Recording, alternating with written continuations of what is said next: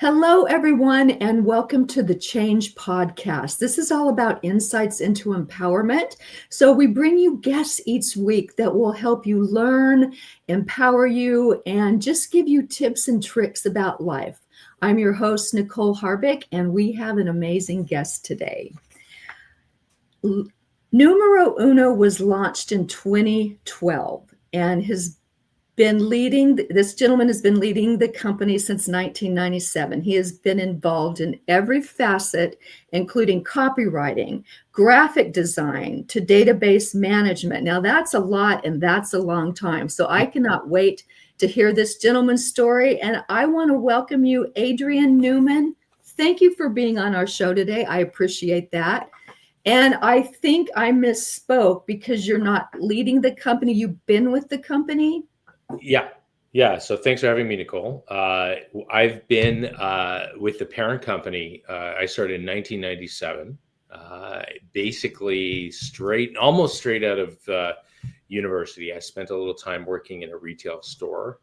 I was kind of stuck, didn't know really what I wanted to do. I wound up with a bachelor's of arts in English, which was something I just felt like I needed to do back in the 90s, just get a degree and figure it out from there. I didn't know if I wanted to be like a lawyer or a doctor. I knew I didn't want to be a lawyer or a doctor. So I just got a degree just for the sake of getting a degree.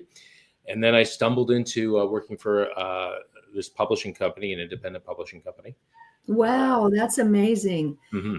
And, it's so funny because you talk about you didn't know what you wanted to do. And when we're that young, how do we know what we want to do? But you're kind of pushed out into that world. And we haven't experienced everything that we have at my age. Mm-hmm. So it's interesting. And it speaks very, very highly of this company that you have been there that long. Yeah, and I've had the opportunity to do a lot of different things as the company's grown, acquired other companies. So that's where I got into copywriting originally, but then, we lost a graphic designer. I decided to learn it myself, did graphic design. We lost our print production person. I decided to do print production. We acquired what was called a direct mail letter shop in early 2000. I moved over there to become the database manager for that company. Came back to handle the business opportunity publishing and health publishing for the publishing company, and then oversaw the digital marketing department when we decided to go online, which then was incorporated to Numero Uno Web Solutions in 2012. And I've been doing that ever since. Wow, that's amazing. So you were forced, if you will, to learn these things, but still think about it, to be that diverse, that's pretty amazing. And if something does happen, you can just step right in. Is that correct? Mm-hmm. Yeah. And I think that's what I always was thinking about was the yes attitude. Was if somebody said to me, hey, look, you know what? We need now to find another graphic designer, to which I said, well, why don't I just fill in for a bit and see what happens? And I learned, and back in 1998, online was just kind of starting. So you would have to get a program with floppy disks and install it into your system and read a manual and do the tutorials in the manual. So, but I always took that attitude was that like, you know what, let me try it first before we decide to move on and try something else. So what is your position with Numero Uno right now? So right now I'm doing pretty much all the business development, the marketing. I'm running the company.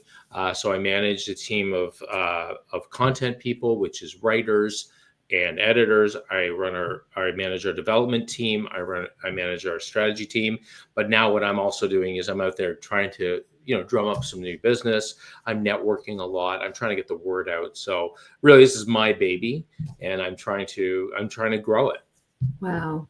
And you really, when you've done every aspect of the job yourself, mm-hmm. you know what it entails, you know what it means. And that way that, when you do have to hire someone, you have a lot more knowledge in what you need to look for, don't you? Correct. Yeah. You know the right questions to ask, you know what to look for. If they have a portfolio of previous things that they were doing, at the very least, you can take a look at. I know that I'm not perfect in what I do. Like I can't, for example, like for our Google Ads campaigns, I'm not an expert in Google Ads campaigns. We have somebody to do that. But if I were to interview somebody that can do Google Ads, I know what to look for. I know what questions to ask. I know what questions to ask for social media. And I would also be able to, figure out who the right person is based on their qualifications. Wow. So little did you know that long ago, everything you did was going to take you up to this moment of your crowning achievement, right? Yeah. Yeah. It's been a whirlwind. And so it's actually quite funny. And I'll just relay a little story. Yeah, So absolutely. when I took this job, or back then, I was working at a small retail outlet in a shopping mall, and making a little bit over a minimum wage, crazy hours. Sometimes it would only be like 3 hours a day. And my bosses, there were two brothers, and one of the brothers left, who I really got along with. He decided he was leaving the company and moving somewhere else. It was a party and novelty store. Fast forward now, and now this is 30 years later, almost 30 years later, and he is now my client. He's doing something completely different. We reconnected on LinkedIn last November, and he wound up climbing on board with us in February. Wow, that's a great story. Mm-hmm. And it speaks not only highly of your company, but highly of you, that he remembered you, and here you are working together. That's amazing.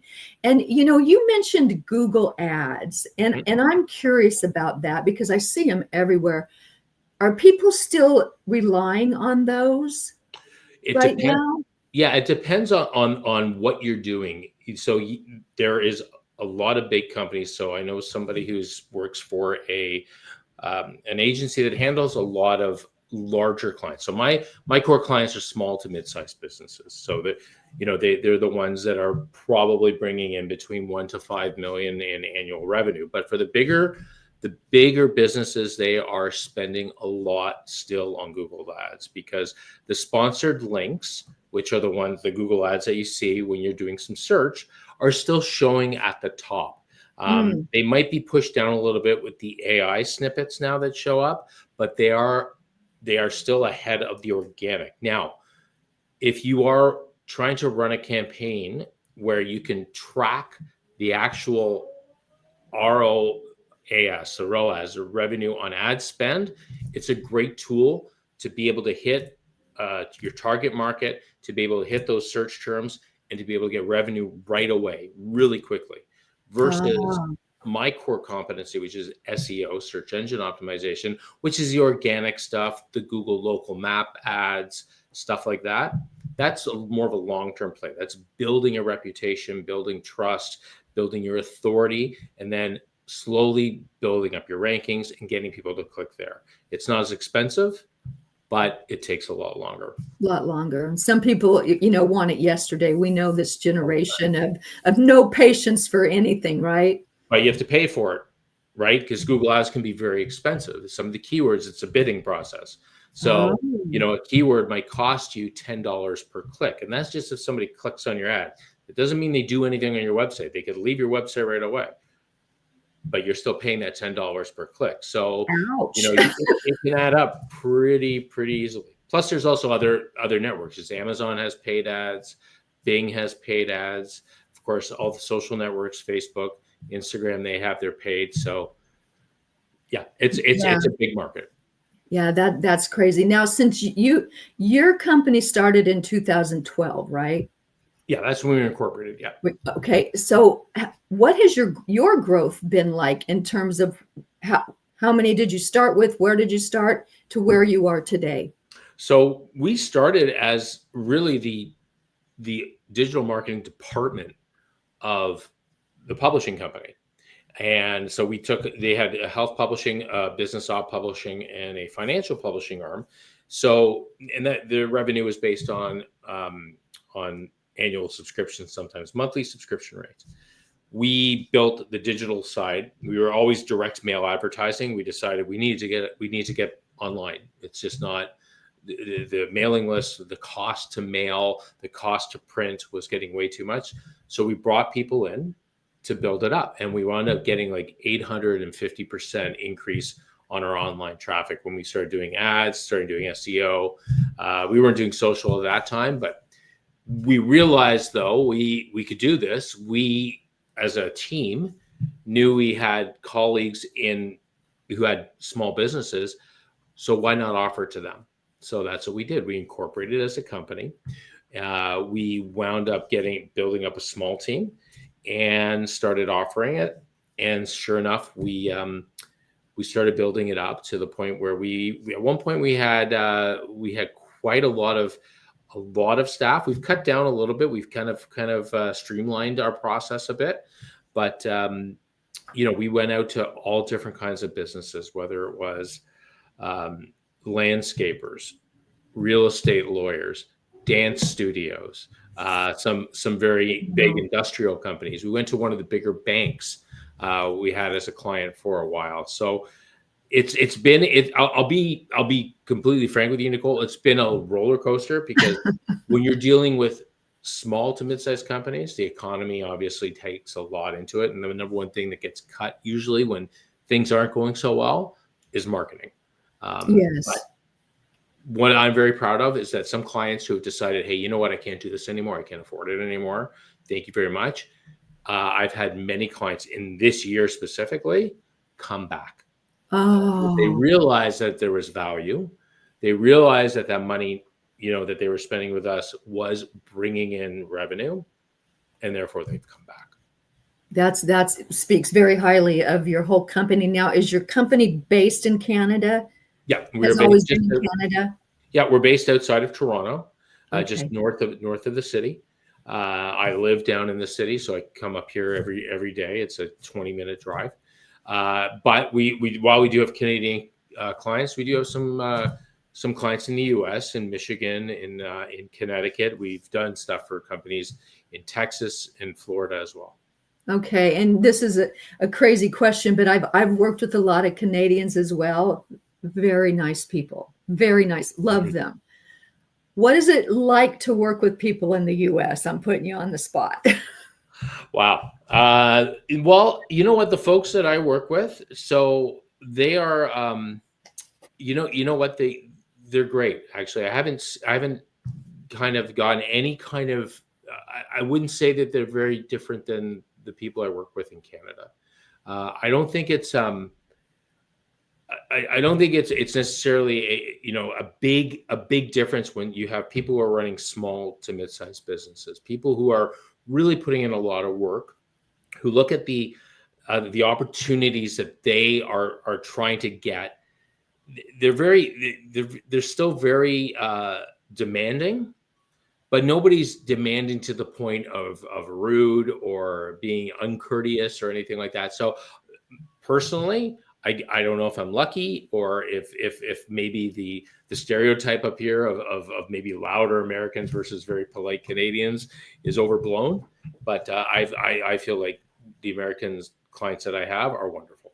That's good to hear. That's good to hear. And I'm dating myself, but I worked in real estate during that greed is good era. Mm-hmm. And there was some nastiness, there was some real nastiness, of course, that part of the times, but it's good to hear, especially with smaller businesses, that there's kindness, because it's a hard world right now at times. It really is. Yeah, I think it's always just understanding the person on the other side. Like when somebody gets upset, like and like the rudest customers I've ever had are Canadian customers. Right.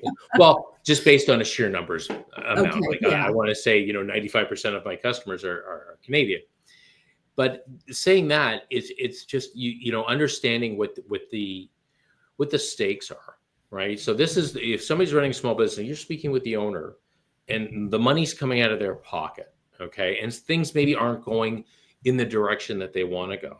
Or maybe the expectation, and sometimes that's the toughest thing is setting expectations at the beginning. And, sometimes the message doesn't get there. It's not clear.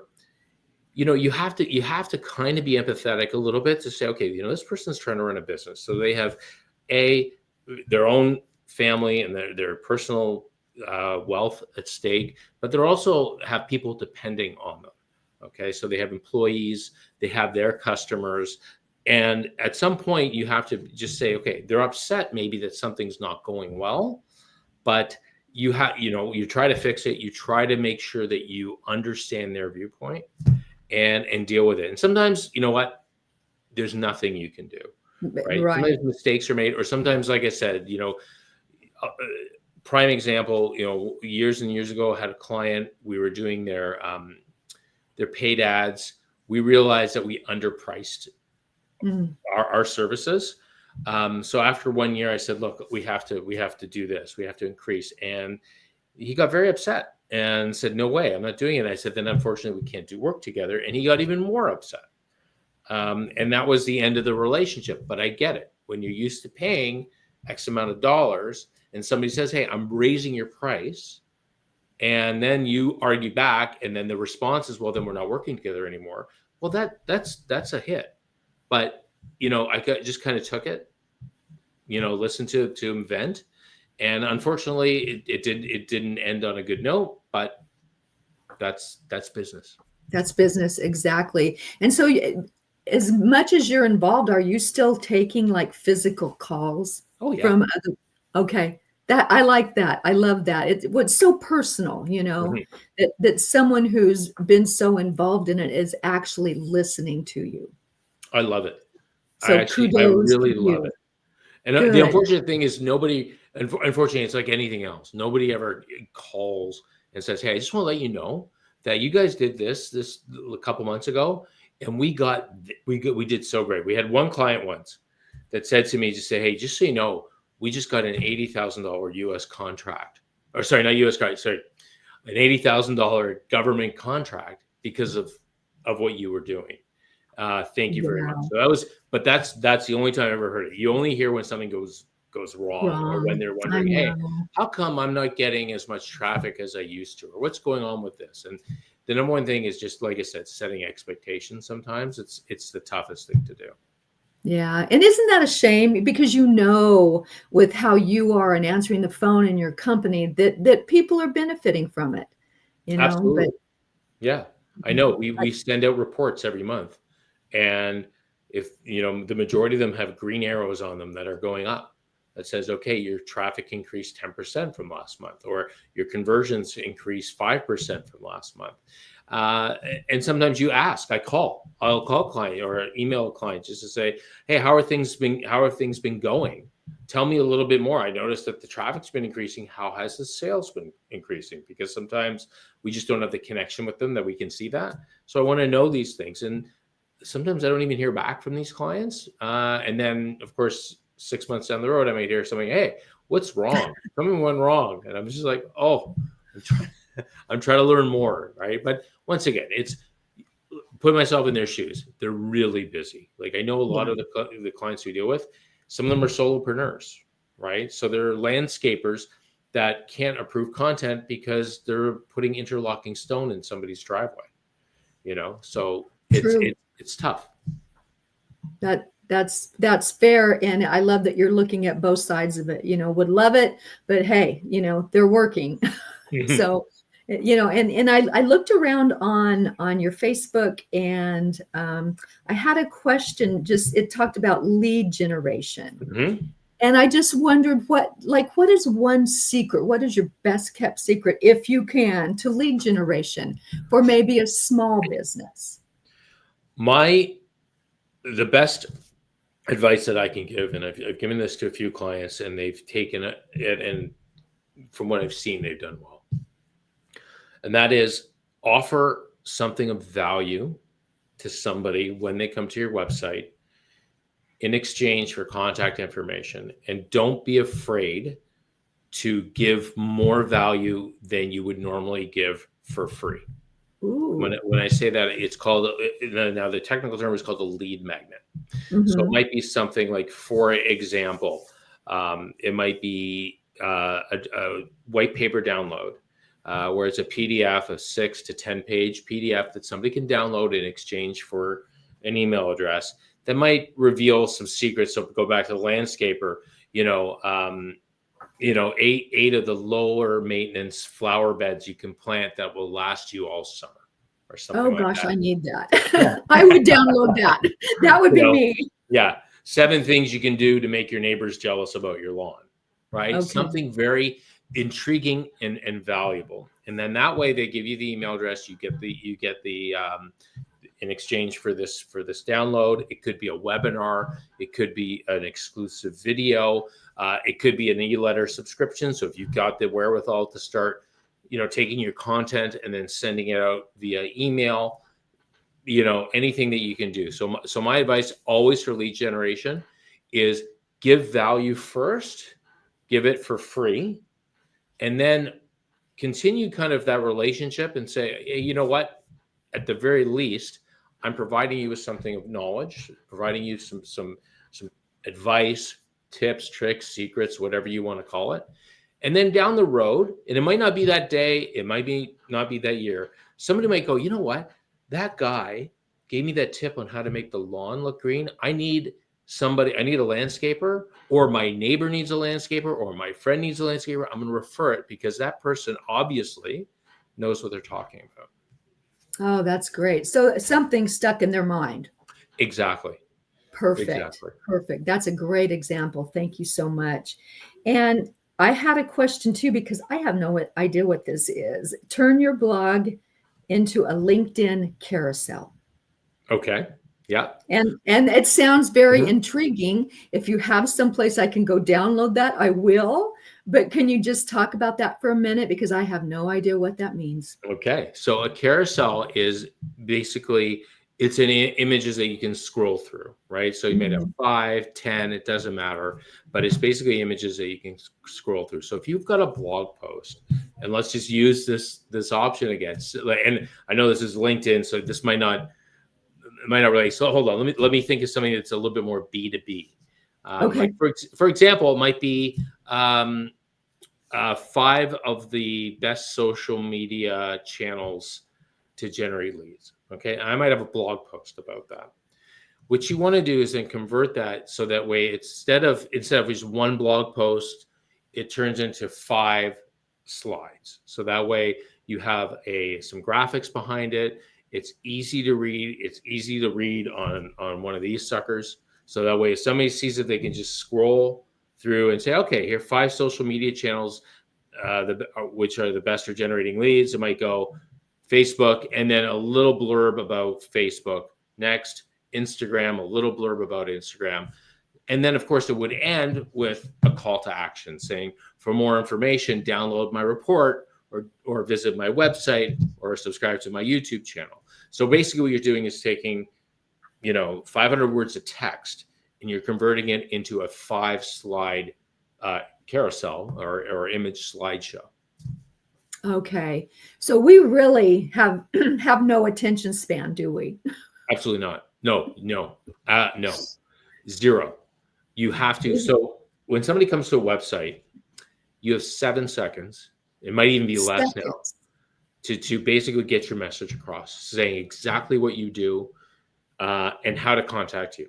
Really, that's it. Now, you're going to get people who are going to look around. You're going to get people who are going to scroll around. But really, the message has to be ultra clear, right? If you are a real estate lawyer that deals specifically in commercial real estate transactions, you should have on your website real estate lawyer that deals with commercial real estate transactions in South Carolina, whatever or wherever you are. And you can obviously play with the copy a little bit to make it a little bit more intriguing, but it should show up right away. There should never be any confusion in that. That's why Google always looks at fast loading websites, and they will rank faster loading websites higher than slower ones. So that's the key to Google, is that a website loads fast, because it takes too long. People are just like, forget it.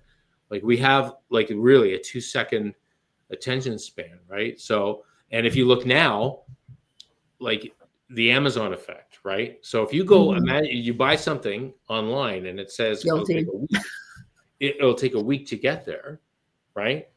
You're going to go, forget it, because I can get it from Amazon tomorrow, right? So that's the point, is that everybody is now impatient. I don't want to say that, but they have less patience, and they are just scrolling. So you got to get right to the bottom. And of course, you've got to hook them. So of course, the first thing that you say, it's called the hook, whether it's on a video, a carousel, even just if it's text in a blog or a Google ad, you've got to hook them in fast. So that way You got their attention for that, maybe 30 seconds now, but at least you got it and you can get somewhere with it. Wow. And I'm guilty of that. I'm so guilty Sure. of that because living in Arizona, we had hubs on, the Amazon hubs everywhere. So I have actually ordered things that got there in 4 hours. Yeah. Then I came to South Carolina. And it was back to, well, I could have gone out and bought this before, not their fault, just a small state, not like Arizona, not like California.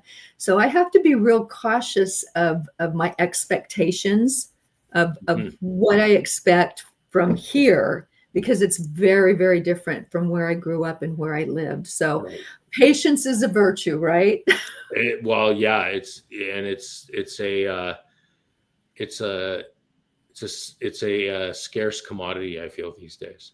Oh, absolutely. It's, and I'm guilty of it at times too. And I have to go back and look and just think, just 10 years ago, it wasn't like that. We're very blessed to have all this at our fingertips, I guess, I don't know, but it's, yeah, I have to really watch myself. So, but anyway, I know we're getting towards the end of our time, and you have given us so much information in this half hour, but I really want to let you throw out some nuggets for the audience, about all your knowledge. What's most important? What can people do to get clients? How to retain clients? Just anything around, helping us learn what to do and when to do it. So, getting clients is in this day and age, it's all about the messaging that you send out online. And that's done through the content that you create. Positioning yourself as a recognized expert in your field always is going to help you increase the chances of you getting a client. Consistency is key. You have to keep at it. So some people might not, they'll do maybe one blog post a month, and then after 2 months, they're like, you know what, this isn't working. I wrote 2 500-page blogs and 2 500-word blogs. In 2 months, I've gotten nothing from it. Keep going. Do more. Be more consistent. Don't do quantity for quantity's sake, but have quality. And I think what the issue is that some people feel, I don't have time to make content. I don't have time to do a video, or I don't have time to write things down. If you know your business, if you're the guy who is laying interlock, doing the landscaping, planting flower beds, trimming trees, whatever, you have that knowledge in you. You've been doing it for years. I bet if you went to a party and somebody asked you advice, you could probably spend 20 minutes talking about it. Take that information, record a selfie video on your phone, or dictate it to your phone to transcribe it. Okay. AI now will help you with that. If you need to, just say, look, give me some ideas on what I can write about for this audience, or hire an agency and let them help you do it. That's what we like to do. I like to guide my customers. We have calls all the time talking about what some content ideas. But the key is the one scarce commodity, patience, because it's not going to happen overnight, and consistency. You have to keep doing it. I post 4 short videos a week and 1 long video a week on my YouTube channel, through all the Instagram, Facebook, LinkedIn. I'm constantly posting, because if I have just even a silly idea, I use my phone. It doesn't have to be great production, and I put it out there. And next thing you know, I wind up getting my old boss as a client who I hadn't seen in 27 and a half years. Well, that speaks for itself, doesn't it? Yeah. And it doesn't really take that long, and I'm guilty of not doing it. So I'm going to take your advice as of today. Perfect. The best time to start was 2 years ago. The next best time is today. Okay. That's going right into the heart, so I can remember it. But this has been an amazing interview, and I want to thank you for being the guest today, because like I say, I always learn something. And to our audience, I have a lot of links for this gentleman. I think I put 4 or 5 in there that go directly to websites or LinkedIn or, your YouTube channel. I would say get on your phone, get on your computer, go check this gentleman out. Adrian Newman is a wealth of knowledge. And I, for one, appreciate your time, appreciate you coming on, and appreciate those tips you just gave us. So thank you so much for being a guest today. Thank you, Nicole. I appreciate it. Thanks. Okay. And take care, everyone. See you soon.